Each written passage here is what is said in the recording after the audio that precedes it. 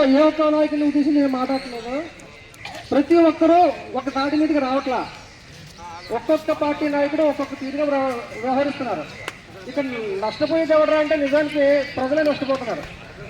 నాయకుడు అనేవాడు చాలా వండర్ఫుల్గా ఉంటున్నాడు, ప్రజలనేది నాయకుడు అంటే నష్టపోతున్నారు. మా రాజీపేటకు సంబంధించారు.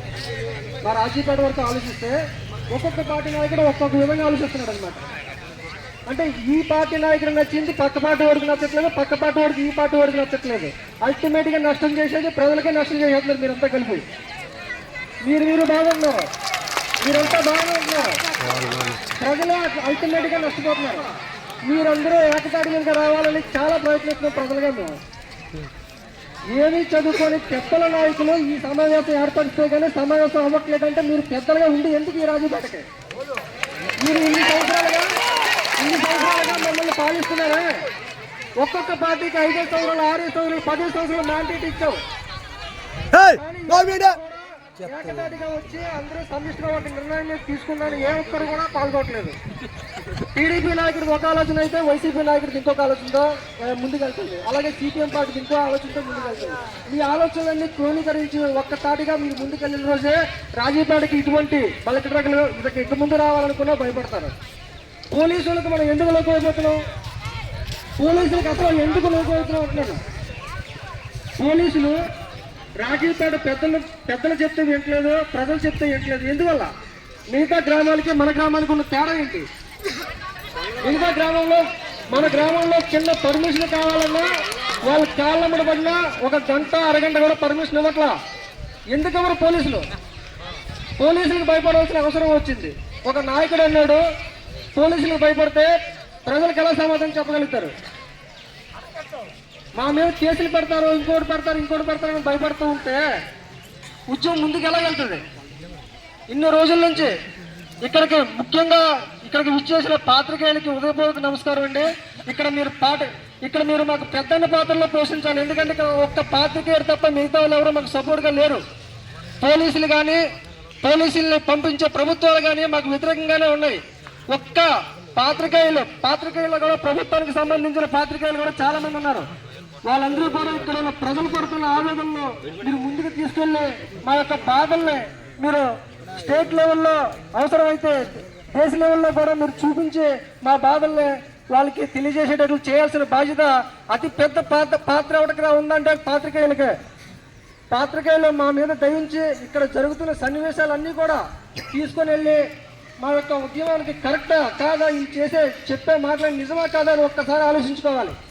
రాజీపేట తరపున నేను మాట్లాడేది ఏంటంటే 97% అంటే 97% 100కి 97% సముద్రం మీద ఆధారపడి బ్రతికే ప్రజలే రాజీపేటలో ఎక్కువ ఉన్నారు. అంటే 3% ఇతర మార్గాల ద్వారా బ్రతుకుతున్నారు. 97% అంటే ఆల్మోస్ట్ 100% అని అర్థం.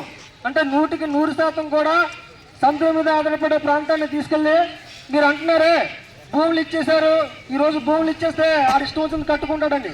ఈ రాజీపేటలో 10,000 జనాభా ఉంటే అయ్యా పోలీస్ సిఐ గారు, ఎస్ఐ గారు మీరు కూడా జాగ్రత్తగా వినాలి.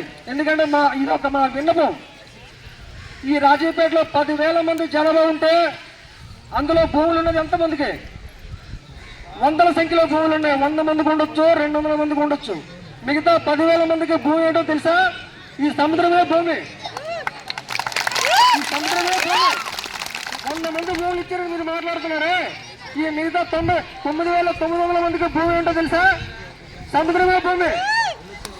పొలం దున్నే మీరు పంట ఎలా పండిస్తారో అదేవిధంగా సముద్రాన్ని కిరటాలు ఎదుర్కొని అందులోంచి పంట తెచ్చుకుని దాని మీద బ్రతుకుదరులు ఎక్కువ రాజీపేటలో ఏంటంటే మా వాళ్ళు కొంతమంది విషయాన్ని క్లారిటీగా చెప్పలేరు. ఆ విషయం బాధ ఏంటంటే వాళ్ళ కోపం రూపంలోనో ఇంకో రూపంలోనో వెల్లడవుతుంటది. పోలీసులు దాన్ని అనుకుంటారు, ఈయన చాలా కేర్ చేస్తున్నాడు, రైడు చాలా ఎక్కువ చేస్తున్నాడు, ఈయన రాసి బొక్కలు పెట్టారు అంటారు. అది వాళ్ళ బాధ కాదు, వాళ్ళ కోపం కాదు, వాళ్ళ ఆవేదన నుంచి వచ్చిన బాధ అది. ఎందుకంటే ఈరోజు భూములు ఇచ్చిన వాళ్ళు బాగానే ఉంటారు.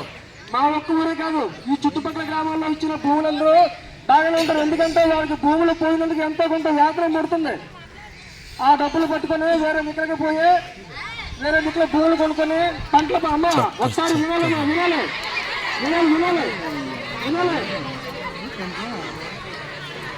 వినాలి అందరూ వినాలి.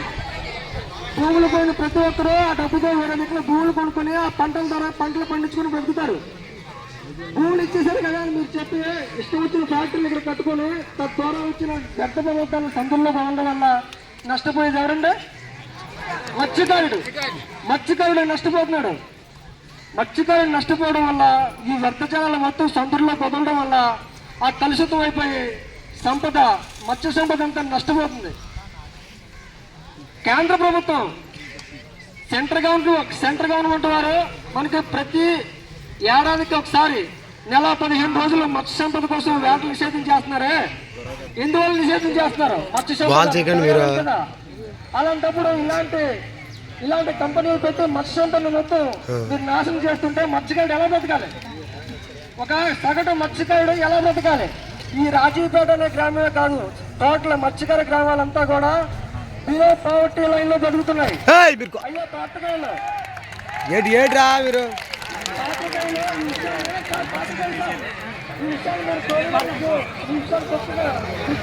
ఎందుకంటే మా రాజీపేట అనే గ్రామం బిలో పావర్టీ లైన్ లో బతుకుతారు. అంటే దారిద్ర్య రాష్ట్ర అన్న ఇలానే మీరు చెప్పలేరు.